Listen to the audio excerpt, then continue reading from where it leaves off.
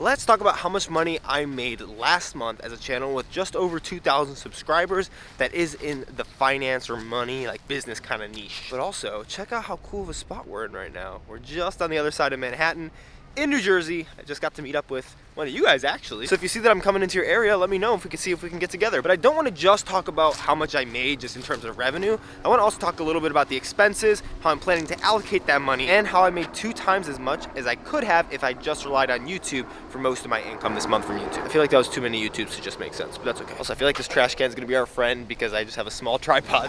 I'm gonna grab my laptop. I made a really complicated spreadsheet because I thought that this month's income would be simpler than it actually turned out to be. Let's go over that real quick, and we'll also talk about how it compares to last month because I did end up doing a lot more work. If you're new to the channel, last month I didn't do a lot of work because I was building out that van right there that I now live in, which is why I'm in New Jersey and all these cool places. So I took a month off doing pretty much any work at all just to build out that van because we moved up our timeline a bit. So in September, all of my income from YouTube was passive because I didn't post any videos. And then in August, half my income was passive because I only did half the amount of work that I normally did until I stopped to build the van. And I was actually really surprised about how my ad revenue and affiliate revenue changed for this month when I actually posted a lot more videos. And I was happy with one thing, not happy with another. So let's break down exactly how much I made in terms of revenue off of everything relating to YouTube, and then how much that actually equates to per hour. And you might be surprised by how little it is. You're probably aware of a couple of these different sources of revenue, but there's basically 5 different sources of...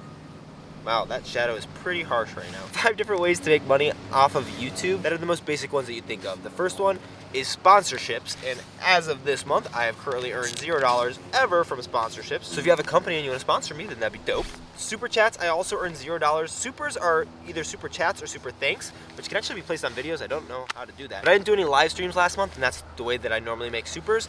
The third way is courses or products, and I don't have any courses or products of my own, so that's also a big fat $0. And that really hasn't changed too much from the last couple of months, except for super chats. I did a live stream, I think, in August, and so I earned a little bit of money from that. But then it gets to the good stuff, which is affiliate marketing and ad revenue. Now, we were going to talk about affiliate marketing first, but I think we're actually going to talk about ad revenue because it wasn't as great as I wanted it to be.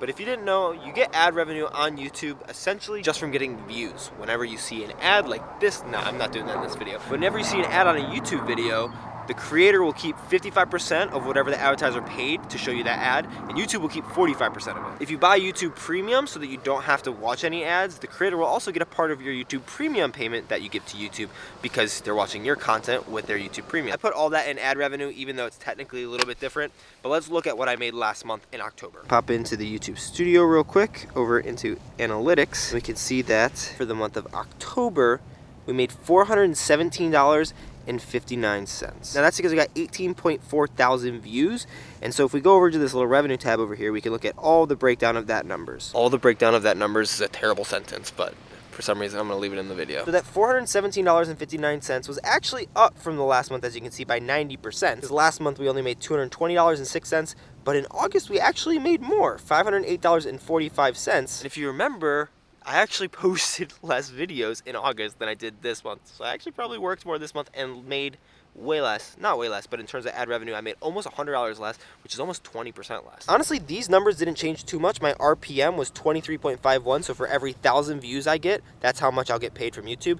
And my CPM, which is what advertisers pay YouTube, that I take that 55% portion of, was $42.50, which is why that number is what it is. And that's the YouTube Premium revenue, $5.92. It's really not a lot. So this leads me to one of my first really big, interesting conclusions about making money on YouTube. And if you have a YouTube channel, this might be interesting to you, but momentum is pretty critical for ad revenue. Before I stopped making videos, I was on a big upswing of momentum, but then I stopped, and getting back a lot of my audience who was always in my comments, who I saw all the time, haven't been in as many comments because I don't think YouTube is showing my videos to as many people as they were because I lost a little bit of trust with the platform. Now, it's obviously frustrating, and I think that coming back and making more videos, I haven't been as intentionally good with the video topics that I've been doing, and it's just been kind of getting back into the same groove rather than being a little bit creative, and that's probably stunted me a little bit. So this month moving forward, I think I'll make more money than I did last month and in August, and hopefully it'll be my highest month on income in terms of ad revenue. But what really surprised me wasn't the ad revenue this month. It was actually the affiliate marketing. I earn affiliate money from a few different softwares that I use that are all linked down below, mostly for Amazon,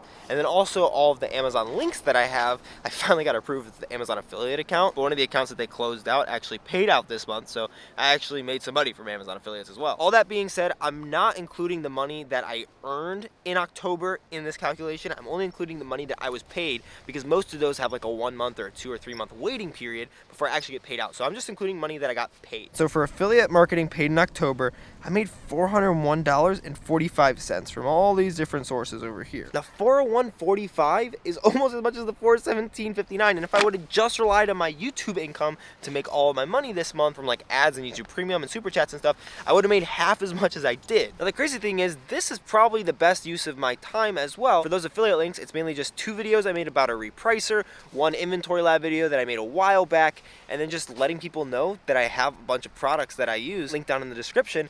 And as they go and use those links, those 3, 4, 5 videos that I've made specifically for affiliate marketing made me $400 in pretty much all passive income. Obviously, I'm still making new videos and stuff, but it's pretty crazy how much I made from that, and that number is expected to go up because most of those are subscriptions, and I'll continue to get paid from them in either 3, 6, or 12 months as long as people keep their subscription. So if you're on YouTube and you're not doing affiliate marketing, it's not crazy hard to get started. Find a couple products that you already use, or just Amazon, and just tell people have links in the description. Worst case scenario, you spend an hour learning how to do affiliate marketing and don't make anything, or maybe make a couple of dollars, but even then you're still making a little bit of money. And if you're in like the business niche, you can make a video about it and make money on YouTube anyways. So overall this month, that means I made $819.04 from my YouTube channel. But that really isn't the end of the story. That's really cool. I'm kind of blown away that this has happened already, like my 4th or 5th month into being monetized on YouTube, because now that I live in a van, my expenses are so low. Now we need to talk through the expenses that eat away on this, because this isn't actually the net profit for my YouTube business, as well as what my hourly rate is on that,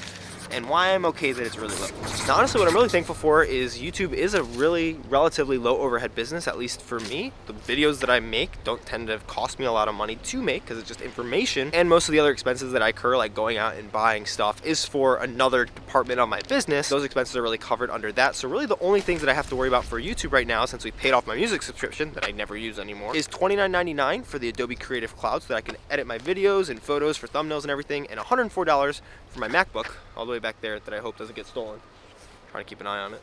But that leaves us with an actual net profit of $685.05, which really isn't that bad when you think about it, especially since the work that I did to earn this money will continue to earn me money later down the road in a more passive way, and hopefully it'll compound on itself as the audience grows and I start to make more money as more people come and find out how they can make more money and save it too. The problem though arises when we look at that as an hourly rate. I know this isn't the most beautiful spreadsheet in the world, but really quick, this is probably what I spent in terms of hours making 10 videos that I made last month, which are all these guys. We had about 5 hours of writing because a lot of these videos were retail arbitrage vlogs, sourcing, so I didn't actually have anything that I needed to write for them, but I did have a few videos that I actually need to write scripts, and this month there'll be a lot more time spent writing because I have a lot more videos in the works. Filming took around 12 hours. Normally I have about 45 minutes of footage for each video, sometimes a little bit less.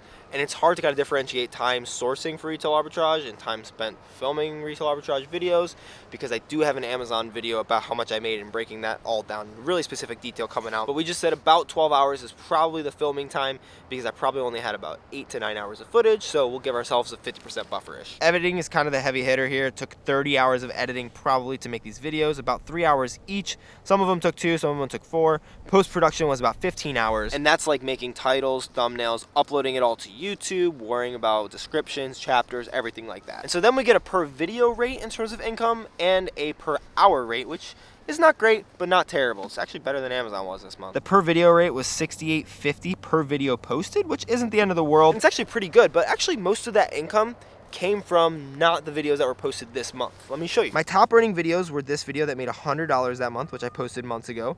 This video, which made $30 that I posted months ago.